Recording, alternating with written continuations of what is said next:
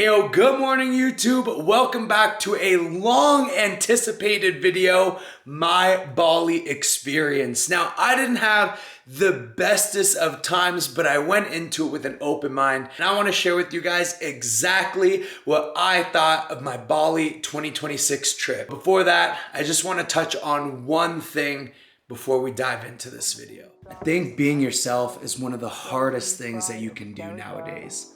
I think waking up, choosing yourself, and taking risks to become the person that you want to be is extremely difficult. What I do and the videos that I put out, I want to push people to get out of their comfort zone and to know it is scary and to let them know that they are not alone and all they have to do is just believe in themselves.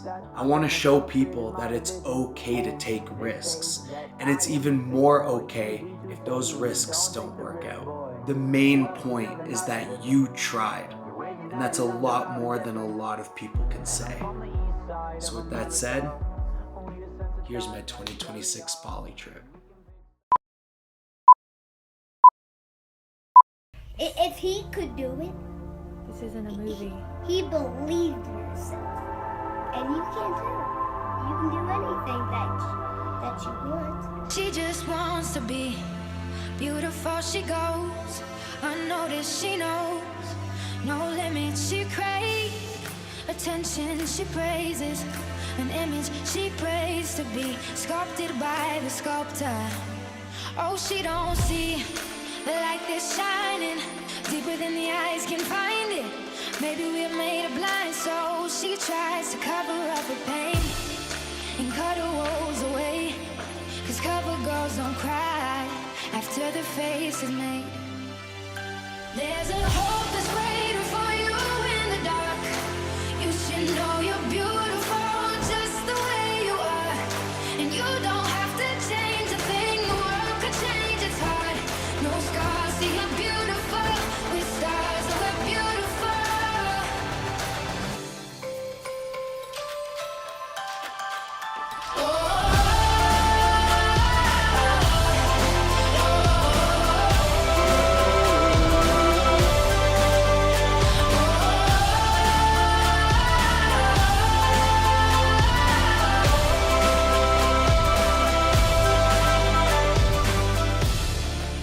So I hope you loved that edit because I had so much fun making it. And that's kind of just what I want to touch on is we went to Bali as two Canadians that were fed up with the Canadian government.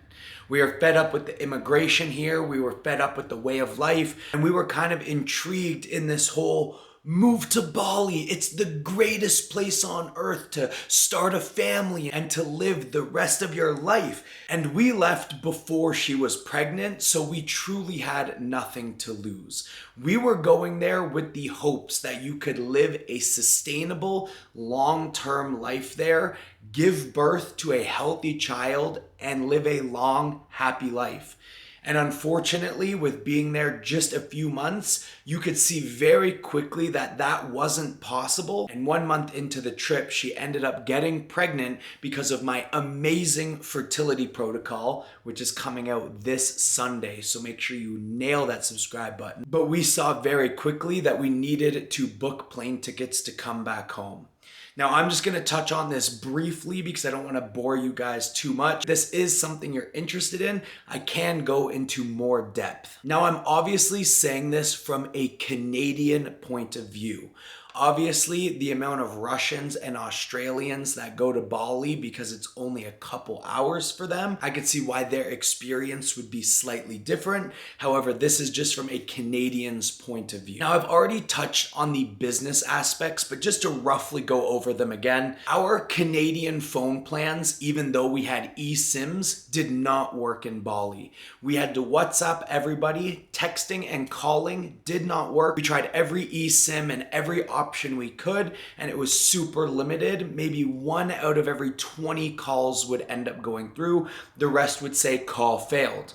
The issue with that is about every week they would lock my bank accounts, lock my cards, lock my websites, because in Asia they have a very high fraud percentage. So they would lock the accounts, saw suspicious transactions, but then we didn't have a phone to call them. So most of the time I had no access to money, no access to bank accounts. My websites got shut down. It truly was a business disaster. Not to mention, we do millions of views on Instagram every single month. And being in a 13-hour time difference, it completely tanked my algorithm because it just didn't know who to post it to. I would wake up at 2 or 3 a.m. and post, which would be 2 a.m. Canadian time. However, it just didn't seem to work the same. And I talked to a lot of influencers there, and the same thing happens to them on these massive time differences. So when we were there, I kind of watched all my businesses crumble, except for my coaching business. But then again, scheduling calls and just doing the client check-ins, there was always a 13-hour difference, which was just not ideal. But aside from the business, being 28 years old now, and now an expected father, you learn very quickly that Bali is not a spot for raising a kid. If you are between the ages of 19 and like 25, Bali is for you, because there is nothing to do there other than wake up, go to a coffee shop, get breakfast, go to a pretty cool gym, eat some dinner, go out, drink, and party. That's it. There's no shopping centers. There's not that many parks. The beaches are so disgusting and filled with so much garbage and so much people that it's very hard to just go relax on a beach. There's no mini putt places, no bowling places, no parks. There's a lot of the meaningless things that you do back home that you just miss in Bali because it truly is just a resort villa town. And in the coming years, with the amount of construction that they are doing, just becoming more and more high-end villas, high-end hotels, high-end restaurants, crazy nightclubs, and that's the vibe that they're going for. So like I said, if you are in your 20s and you're single, this place is heaven on earth. Because aside from the nightclubs being like $1,000 to $3,000 a night, everything else is crazy cheap still. Now, mind you, we were staying in more of the luxurious villas for $25,000 to $3,000 a month. However, there's a lot of people splitting these villas. A lot of rooms open for like $500 or $600 a month. You can get by and live this fake influencer life there for pretty cheap.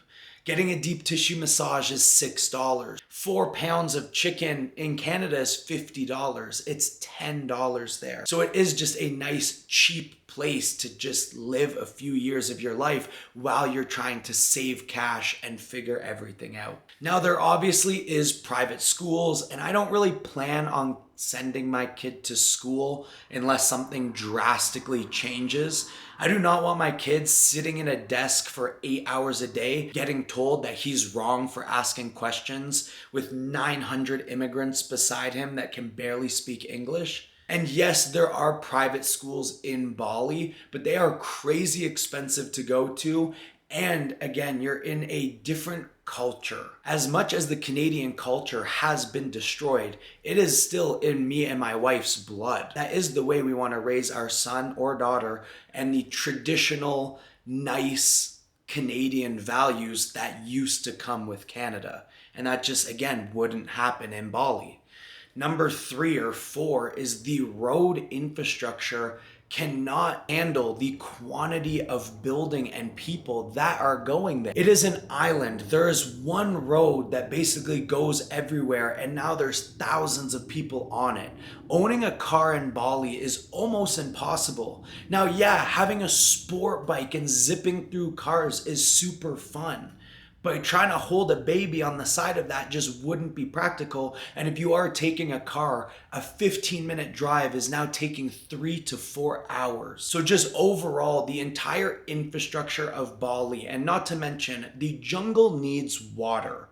And the amount they're building and the amount of concrete that is now in the dirt that needs to be dirt to absorb rain is just flooding the cities like crazy. They get the smallest rainfall now and it completely floods. Now I know every place deals with their hurricanes and we deal with the snow, but it still just isn't an ideal situation for a newborn child to be in. Now the Balinese people are amazing. They were so respectful and so nice, but they still do have the tendencies of some of these third world immigrants.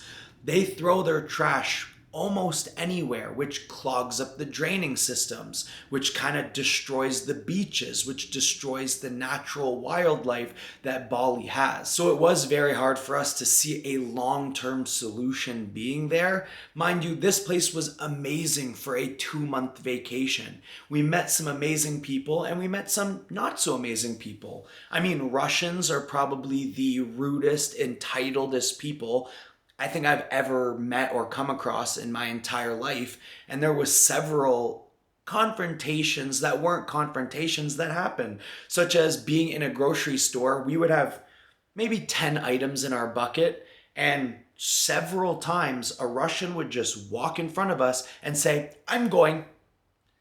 That's it, because that's just their way of expressing what they're going to do. They're that blunt. They say, "I have one item, so I'm going in front of you." And that's kind of how they all act, which is fine. However, I don't want my kid kind of picking up tendencies that I don't want.